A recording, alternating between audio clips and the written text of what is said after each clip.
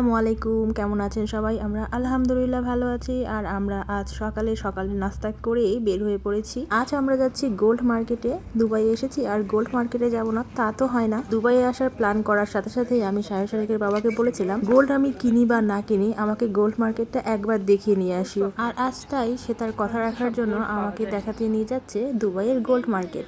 দুবাইয়ের এই বিখ্যাত গোল্ড মার্কেটটার নাম হয়তো অনেকেরই জানা। মার্কেটের নাম হচ্ছে গোল্ড শপ। যেহেতু দুবাইয়ে তুলনামূলক অনেক বেশি গরম, তাই শারিক বলছে শারিক নাকি গরমে মেল্ট হয়ে যাচ্ছে। আপনাদের কাছে কেমন লাগছে জানি না, তবে এই মার্কেটের ভিতরে আসতেই ভিতরের ডিজাইনটা দেখে আমার মনে হচ্ছে এটা রেল স্টেশনের কোনো প্ল্যাটফর্ম।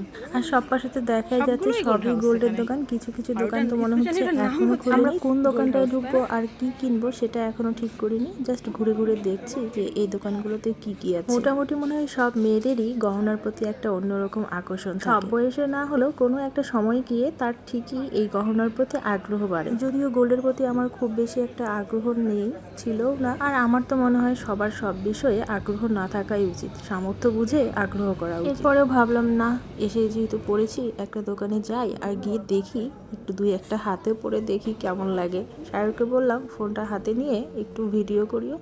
আর আমি দুই একটা চুড়ি ব্রেসলেট হাতে পরে দেখলাম, দুষ্টু ছেলেটা দেখলাম তার কোনোটাই ভিডিও করেনি।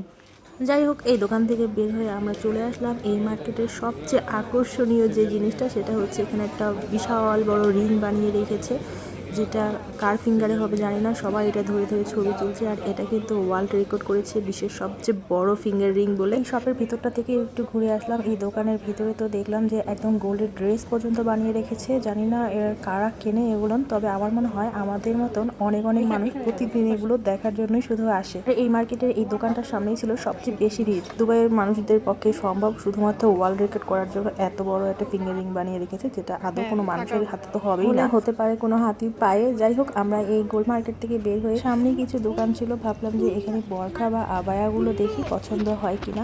তাই সামনে একটা দোকানে গেলাম, গিয়ে দেখি যে এখানে অনেক রকম মশলা, তারপরে চকলেট, বোরখা, আবায়া এগুলো আছে। তো এখানকার প্রতিটা দোকানের একটা সিস্টেম দেখলাম, সেটা হচ্ছে এদের এখানে একটা করে খোলা লিফট আছে, যেটাতে করে উপরে ফ্লোরে যাওয়া যায়। মোটামুটি একটা গোডাউনের মতোই বলা যায়। তো ওরা আমাদেরকে এই লিফটে উঠিয়ে দিল, আমরা সেই লিফটটাতে করে উপরে চলে গেলাম। শায়ের তো নিচেই দাঁড়িয়েছিল, শারিকের বাবা আর আমি তিনজনে মিলে উপরের পাটটা থেকে ঘুরে দেখলাম যে আমাদের কোনো কিছু পছন্দ হয় কিনা। তো এখানে চারপাশটা ঘুরে দেখলাম, আসলে আমার মন মতো কোনোটাই হচ্ছিল না, তাই আবার ঘুরে নিচে চলে যাচ্ছি। জাম্প করবো নাকি এখান থেকে?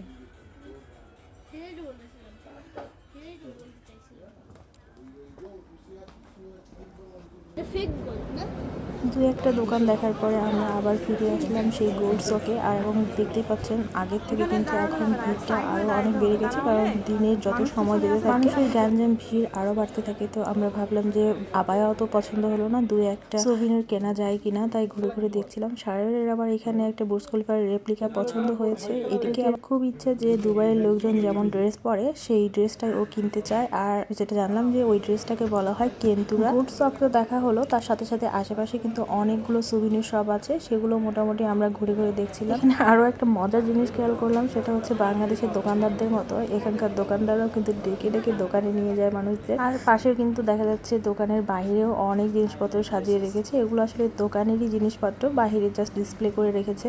আমরা এবার চলে আসলাম আরও একটা দোকানে। এই দোকানে আমরা দেখবো শাড়িকের জন্য কেন্দুরা পাওয়া যায় কিনা।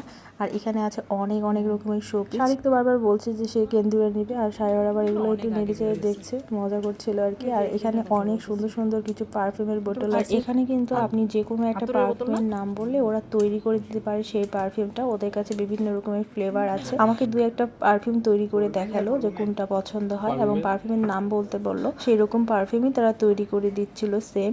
আমরা দু একটা পারফিউম দেখলাম, দেখার পরে আবার দামটাও জিজ্ঞাসা করলাম, দাম শুনে তো আর পছন্দ হলো না। শাড়িকের কেন্দুরা তো কেনা হয়ে গেল, কিন্তু আমার আবায়াটা কেনা হলো না। এবার আমরা যে মার্কেটে এসেছি এখান থেকে কিনবো আবায়া। আর ভিতরে ঢুকেই তো দেখতে পাচ্ছি একটা চা কফির দোকান। শারিক, শায়র, তোরা মনে হচ্ছে গরমে একদম টায়ার্ড হয়ে গেছে, এখান থেকে কিছু ড্রিঙ্কস নিল। নেওয়ার পরে এবার চলে গেলাম আমরা আবায়ার শোরুমগুলোর ভিতরে। এখানে এত এত রকমের আবায়া, এখানে আসার পরে আমার মনে হচ্ছে যে প্রায় সবগুলোই আমার পছন্দ হচ্ছে। দু একটা এমনও হলো যে আমার পছন্দ হয়েছে, কিন্তু ওগুলো সাইজে হচ্ছে না, এক পিস করেই আছে। আবার দু একটা এমনও হয়েছে যে যেটা আমার পছন্দ হয়েছে অনেক বেশি দাম, আর দামও ওরা ওরা কমাচ্ছে না, হয়তো ওদের সেখান থেকে কোনো লাভ থাকবে না তাই। তবে আমার মনে হয় কেউ যদি আবায়া কিনতে চায় এই মার্কেটটাতে সে যেন অবশ্যই যায়, খুবই সুন্দর সুন্দর আবায়া আছে এখানে। আমি তো শুরুতে দিয়ে একটা কিনে ফেলেছি, এখন দেখছি আমার আরো পছন্দ হচ্ছে, কিন্তু কিচ্ছু করার নাই, অলরেডি আমি কিনে ফেলেছি। তারপরেও একটু ঘুরে ঘুরে দেখছিলাম, কারণ দেখতে তো আর সমস্যা নেই, আর দোকানদাররাও বলছে যে দেখা কিন্তু ফ্রি, আর তাই একটু ঘুরে নেড়ে চেড়ে দেখছিলাম। আসছি, হঠাৎ চোখের সামনে পড়লো আর হারামাইনের আতর পারফিউমের যেই শোরুম সেটা, ওটার ভিতরে চলে গেলাম। এখানে কিন্তু আতর গাছের ছালগুলো রাখা আছে। তো এই দোকানটা কিন্তু বাংলাদেশি ব্র্যান্ডের, এটা নিশ্চয়ই অনেকেই জানে। আর সায়র এখান থেকে একটা পারফিউম কিনতে চাচ্ছিল, কারণ সায়র এবং সায়রের বাবা দুজনেই কাকে কাকে যেন গিফট করবে। যেহেতু আমাদের সেই গোল্ড শোকে কোনো কিছুই পছন্দ হলো না, এরপরে আমাদের সামনেই ছিল একটা মালাবারের শোরুম। তো আমরা ভাবলাম যে মালাবারের শোরুম থেকে একটু ঘুরে আসি না কেন, কি পাওয়া যায় এখানে। এখানে তো বিশাল বড় এবং খুবই সুন্দর এই শোরুমটা। আমার উদ্দেশ্য তো আর গোল্ড কেনা না, আমার উদ্দেশ্য হচ্ছে এই দোকানটা একটু ঘুরে ঘুরে দেখা। তো এখানে যে সেলসম্যান ছিল তাকে আমি জিজ্ঞাসা করলাম যে দোকানের ভিতরে ভিডিও করা যাবে কিনা, ছবি তোলা যাবে কিনা। সে বললো যে হ্যাঁ করা যাবে, কোনো সমস্যা নেই। তো আমিও আর সুযোগটা হাতছাড়া করলাম না, পুরো দোকানটা ঘুরে ঘুরে দেখছিলাম আর ভিডিও করছিলাম। এরকম একটা শোরুমে ভিডিও করার সুযোগ পেলে অবশ্যই তো সেটা হাতছাড়া করা উচিত না, আর আমিও সেটা হাতছাড়া করলাম না। সমস্যা হচ্ছে এত বড় একটা শোরুমে যাই দেখি না কেন কোনোটাই আমার বাজেটের মধ্যে না, আর যেটা আমার বাজেট রেখেছি সেই বাজেটে কোনো কিছুই আসে না। তারপরেও ঘুরে ঘুরে দেখছি দুবাইয়ে এসেছি, ছোটখাটো কিছু কিনে না গেলে সারা জীবনই হয়তো আফসোস থেকে যাবে। আর এই আফসোসের ভার কার ঘাড়ে পড়তে হবে সেটা তো সে ভালো করেই জানে, তাই সে বলছে ছোট্ট কিছু হলেও, একটা নোজপিন হলেও তুমি এখান থেকে নাও। আর সেই আফসোস মেটানোর জন্য খুবই সামান্য ছোট্ট একটা জুয়েলারি কিনে ফেললাম এখান থেকে। জুয়েলারি আমি ছোট কিনলে কি হবে, ভিডিও করেছি সব বড় বড় জুয়েলারি, যেন আপনারাও দেখতে পারেন, আপনাদের পছন্দ হলে আপনারা যেন কিনতে পারেন। কিছু কিছু সেট তো খুবই সুন্দর লাগছিল। আর একটা জিনিস যেটা আমার জানা ছিল না, অনেকের হয়তো জানা থাকতে পারে, সেটা হচ্ছে দুবাই থেকে গোল্ড বা ডায়মন্ড যে কোনো জিনিস কেনার পরে এটার যে ভ্যাট থাকে সেটা কিন্তু আমাদেরকে এয়ারপোর্ট থেকে ফেরত দেওয়া হবে। বিষয়টা আমার জানা ছিল না, দোকান থেকেই বলা হলো যে আপনারা কি টুরিস্ট নাকি। তো আমরা বললাম যে জি। বললো যে আপনারা আপনাদের জুয়েলারির সাথে যেই ভ্যাটটা দিয়েছেন এটা আপনারা ব্যাক পাবেন এয়ারপোর্টে, আর এজন্য অবশ্যই আপনার প্রয়োজনীয় সব কাগজপত্র, আপনার পাসপোর্ট, ভিসা এবং গোল্ডের যে জুয়েলারি মেমো আছে সেটা রাখতে হবে, তাহলেই আপনি ব্যাক পাবেন। জুয়েলারির উপরে যেই পরিমাণ ভ্যাট আছে সেটা কেনাকাটা নিয়ে আমার কোনোই আগ্রহ নেই, আমি তো এদিক সেদিক করে ঘুরে বেড়াচ্ছি, আর ওরা দোকানের যারা সেলসম্যান আছে তারা আমাকে বারবার করে দেখাচ্ছে যে আমি কোনটা কিনবো, এটা সেটা দেখানো নিয়ে তারা ব্যস্ত। তারা হয়তো ভাবতেও পারেনি আমাদের মতো গরিব মানুষেরা তাদের দোকানে যেতে পারে। তো ওরা আবার মেমো তৈরি করে দেওয়ার পরে আমাকে আবার একবার ওপেন করে দেখাচ্ছিল যে ম্যাম দেখেন ঠিক আছে কিনা, আর কি কি লাগবে। তো আমরা তো এতটুকু কিনেই মহা খুশি, আর এটা ছিল আমার দুবাই শপিং। এটা পেয়ে তো আমি আলহামদুলিল্লাহ অনেক অনেক খুশি হয়ে এখান থেকে বিদায় নিয়ে নিচ্ছি। সবাই ভালো থাকবেন, আল্লাহ হাফেজ।